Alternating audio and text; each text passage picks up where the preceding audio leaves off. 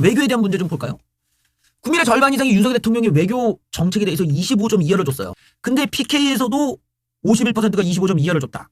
TK에서는 52%가 50.2화를 줬다라는 거야. 즉 PK, TK라는 게 보수의 성지인데도 불구하고 윤석열 대통령 외교 정책에 대해서는 굉장히 점수를 낮게 주고 있어요. 이거는 우리는 그냥 뭐라고 하지 강경한 지지층들이 인터넷 바닥에서 뭐 그렇게 뭐 싸대고 깝치고 다니지만 현실에 있는 우파를 이끌어가던 사람들은 샤이 보수들이란 말이야. 근데 이 사람들은 내가 계속 얘기하지만 굉장히 개혁적성에 강한 사람들이라고. 물론 이 사람들이 그렇다고 뭐 유승민 지지하고 이준석을 지지하는 게 아니라 적어도 우리가 이길 수 있는 우파를 만들어 놓으라는 거야. 토대를. 이기려면 어떻게 해야 돼? 어느 정도 중도층을 데려올 수 있는 정도의 합리적인 선택을 하라는 거지. 근데 이런 지점에서 외교를 갔다 오면 보통 우리들이 지지율이 올랐던 거는 한국인으로서의 자긍심을 느끼게 해주는 바로 민족주의의 만족도가 있기 때문이거든. 민족주의라는 거는 이거는 어느 정치인도 극복이 안 돼요. 민족주의라는 거 우리 모두가 그냥 디폴트로 박혀 있는 거야, 뼛속까지. 근데 이걸 윤석열 대통령이 완전히 거꾸로 가버린 거죠. 어떻게 보면 반민족주의에 가까워. 그러니까 한국인들한테 일종의 훈수를 둔 거야. 야, 이 한국 놈들아, 왜 과거에 갇혀서 이미 사과를 하고 끝난 문제에 왜 매달리고 있냐. 이런 훈수를 대통령이 두면 안 된다라는 거지. 먹히지가 않아. 아무리 대통령을 지지하더라도 아니 대통령이 이런 문제까지 건드리는 게 맞는 거냐라는 반론이 나올 수밖에 없고, 또 일본에 대해서 쟤네들이 말을 바꾼 게 한두 번이 아니고 쟤네들이 우리 독도까지 노리고 얼마나 쟤네들이 외교적으로 악랄한지를 알고 하는 얘기냐 이렇게 나온단 말이지. 왜 경험한 사람들이 많으니까 일본한테 당한 게 많고 그런 점에서 지금도 일본 가갖고 한국 사람이라고 뭐 내쫓기고 뭐 이런 횟집도 많아. 이런 상황에서 상당히 좀 좋게 말하면 전향적인, 나쁘게 말하면 되게 순진한 전략이었던 거지. 그러니까 이런 민족주의에 대한 반발심이 지금 큰 거예요 지금. 수도권, 호남, 부산, 울산, 경남, 강원, 제주에서 절반 이상 윤석열 대통령 외교 정책에 낙제점을 주었다. 나는 이런 부분에서 윤석열 대통령이 건드리면 안 되는 두 가지를 건드렸다고 봐요. 하나는 이 노동자 현실 문제를 건드렸고, 두 번째가 민족주의를 건드렸다고 보는 건데, 이 두 가지는 이 노동자의 현실 문제는 우파가 너무 늙어서 그런 거야. 내가 이 뉴라이트 쪽이 너무 늙고 애들이 공부를 안 하는 애들이거든. 그러니까 굉장히 게으른 우파지. 뭐 우파라고 말하기는 좀 그렇지만, 그러니까 이 게으른 우파들의 사고방식이 단순해 그냥. 뭐 법인세 인하하고 뭐 최저임금을 좀 낮추고 이러면 경제가 살아나겠죠라는 이런 굉장히 세상을 단순하게 본단 말이야. 왜냐면 이 사람들이 이제 은퇴해갖고 뭐 직업도 없고 뭐 요즘 세상이 어떤 식으로 이루어진지를 알 길이 없는, 그만큼 나이가 많고 늙어버리니까 현실을 몰라, 현실을. 근데 현실 속에 있는 2030의 경우는 엄청 빡세거든. 게다가 옛날 세대야 일하면서 은행에 넣어놓으면 은행 이자가 10% 20% 막 이럴 때거든. 고금리 사회에 살았던 사람들이잖아. 그다음에 물가는 저물가에 고금리 사회에 살았던 사람들이 지들 뭐 월급 100만 원 200만 원 받아도 야근하면서 은행에만 돈 맡기면 돈을 버는 막 이런 시대였기 때문에 돈이 금방 불어요. 그런 사람들이야 전세에 있다가 집 사기도 편하지. 요즘 애들은 그런 구조도 아니야. 은행 금리가 뭐 3% 4% 주는 애들 앞에서 경제적으로 윗세대가 훈수될 입장이 아니란 말이지. 그러니까 오죽하면 애들이 뭐 주식도 어린 시절에 빨리 시작하고 대학생이 벌써부터 주식하고 뭐 코인하고 뭐하고 이런 이유가 은행 이자로는 돈이 안 벌리니까 그런 거야. 돈을 불리려면 뭐라도 투자를 어떻게든 해야 된다는 이 세상과 그냥 은행에 넣어놓고 고금리가 붙어갖고 그냥 돈을 버네? 가만히만 안 두면 돈이 안 와서 그냥 이런 시대에 살았던 경제관이 똑같겠냐고. 그런 윗세대가 지금의 시대에 대해서 뭘 훈수를 들 수 있어요 경제적으로는. 들을 얘기가 하나도 없어. 그러니까 여기서 이런 문제가 생기는 게 이게 문제가 뭐냐. 게으른 우파의 어떤 경제관념이 시대적으로 안 맞는 거야. 이런 걸 답습해서는 안 된다는 거지. 새로 공부를 다시 해야 돼. 지금 이 시대에 걸맞는 저금리 고물가 시대에 걸맞는 경제관념을 우파가 새로 정립해서 새로운 안건을 갖고 와야 되는데 그런 사람이 없어요. 왜 대가 끊겨버렸어? 우파 바닥에 더 이상 연구하고 이런 이야기를 할 수 있는 사람이 없어. 그냥 다 개소리만 하고 네가 우파냐 네가 좌파냐 왜 윤석열 대통령 공격하냐 이딴 단세포적인 얘기만 한다고. 이게 재밌냐?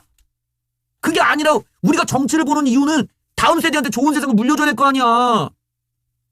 그러려면 정책부터가 제대로 만들어줘야 돼. 근데 지금 이게 현실에 안 맞는 걸 끼워 넣으니까 안 되는 거라고. 지금 이 시대는 더 이상 CD도 안 써. 테이프는 더 이상 안 쓰잖아. 이제는 USB를 꼽던가 하는 시대야. 그런데 USB 구멍에다가 막 CD를 넣으려고 해. CD가 뭐야? 그 옛날 LP판을 USB 구멍에다 넣는 식이야 이거는 지금. 그 정도로 옛날 거라고 지금. LP판이 들어가면 좋지. 들어갈 데가 없어 지금. 내가 지금 그 얘기를 하는 거야. LP판이 틀린 건 아니야. 그거는 그것대로 좋지. 맞아. 그걸 기반으로 봤으면은 이제 음질이 더 좋아지는 그 무언가의 새로운 기술이 나왔습니다. 여러분들 그게 USB 기술이고 디지털 기술이에요. 디지털 연결 방식이 나왔어요. 이건 음질에 손실이 없답니다. 자 이제 이걸 통해서 우리는 새로운 시장이 열렸고 새로운 세상이 열렸으면 여기에 걸맞는 경제관념과 경제 정책들을 제시해야 됩니다. 라는 거야. 근데 이걸 좀 못 받아들이는 거지. 그러다 보니까 이런 대형 사고가 터진다고. 두 번째로 지금 이 한일 문제는 민족주의를 건드린다는 거야. 내가 말했듯이 우파의 완전 끝쪽에 있는 극단적인 사람들과 좌파의 끝단쪽에 있는 사람들은 이 민족주의가 왜곡된 사람들이란 말이야. 이 민족주의를 이용해서 정치적인 이익을 보겠다면서 왜곡된 주장을 해. 한쪽은 북한을 찬양하고 한쪽은 일본을 찬양한단 말이지. 이런 사람들은 제대로 된 역사관이 있을 리가 없잖아. 그 중간에 있는 사람들은 좌우를 막론하고 공통 분모가 있어요. 예를 들어 북한에 꽐라짓을 한다면은 거기에 분노하고, 일본이 말 바꾸기를 할 때는 짜증이 나고, 이런 부분에서 공통 분모가 있는 게 이게 바로 우리가 추구하는 민족주의라는 거야. 근데 여기서 윤석열 정부가 이 끝단에 있는 사람들이 이야기를 끌고 오니까 이게 팍 난리가 나버리는 거지. 그러니까 우파 사람들조차도 이탈을 해버리는 거 아니야. 지금 TK, PK 또는 60대 이상에서도 이게 점점 지지가 빠지고 있는 문제는 다른 게 아니라는 거예요. 그 사람들이 전통적으로 갖고 있던 민족주의를 건드리니까 그러니까 완전히 거꾸로 된 거지. 고령층들을 위해서는 이런 민족주의를 어느 정도 만족을 시켜주는 전략으로 가고, 젊은 층을 위해서는 기존의 우파가 아니었던 새로운 정책을 갖고 와서 어떤 이 노동 정책에 대한 개혁성을 말해줬어야 됐다는 거야. 그래서 내가 얘기하잖아. 포괄임금제 날리라고. 포괄임금제를 날리든지, 그게 아니면 사실 뭐 아무것도 해결 안 돼. 근데 이 문제에서 이 거꾸로가 된 거야. 젊은이들에 대해서 적용받는 거를 옛날 LP판을 꽂아놓고, 전통적인 이 분들 앞에서는 완전히 생판 듣도 보도 못한 그 베스킨라빈스 치약맛 나는 그 아이스크림을 드세요 이러고 줘버리는 꼴이라는 거야. 그러니까 이게 입맛에 안 맞는 거지. 고령층 이게 뭐하냐 이러고, 젊은 사람들 이걸 왜 우리한테 주는 거야 짜증나게, 이렇게 돼버리니까 완전히 거꾸로 됐어. 세대적으로 이러니까 완전히 최악의 상황이 지금 벌어지고 있는 겁니다.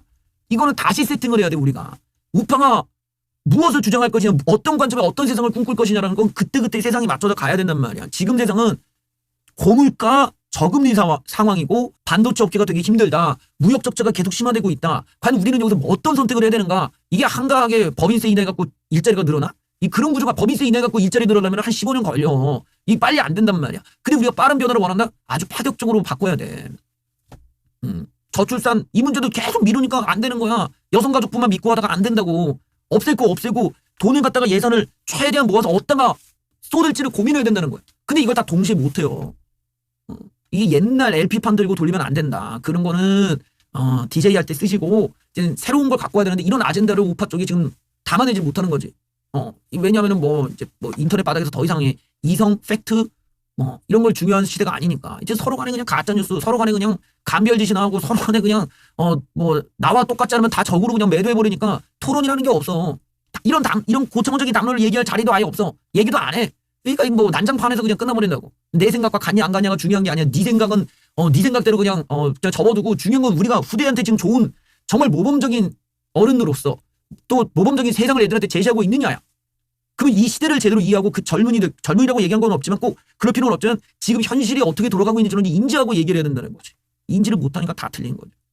그래서 내가 안타까운 건 여기 있다는 거죠. 정말 현실을 제대로 전달할 수 있는 사람 한 명도 없는가, 우파 바닥에. 이게 안타까운. 그래 내가 백종원이라도 데려오라고 얘기하는 게, 그 양반은 알 거 아니야. 그래도 자영업자들이 지금 어떻게 운영하고 있고, 어디에 위법성이 있고, 어떤 규제가 빡세고, 알바생들한테 돈 주는 문제도 좀 이래서 돈을 못 주는 이유다 이거다, 알바놈들도 이런 문제가 있다, 이런 건 그래도 백종원 한 명이라도 알 거 아니냐 이거. 그런 사람이라도 데려서 얘기를 듣던가.